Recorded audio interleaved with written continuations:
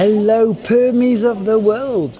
Let me tell you something. This morning, I got woken up very early by God himself, the big boss. He said, Colin, today is the day of solutions.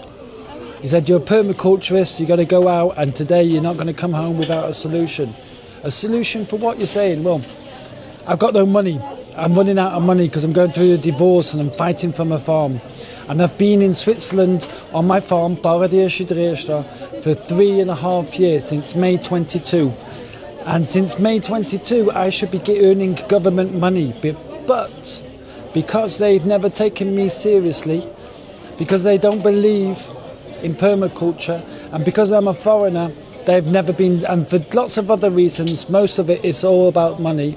I've never received my money. So today, God told me when he woke me up really early, he said, today, Colin, your problem with money is going to be your solution today. And now, it's just lunchtime and I'm sat in a restaurant recharging my batteries, literally.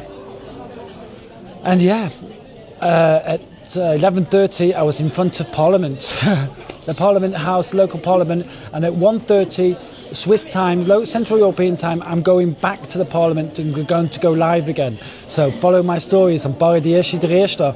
Hey, be there.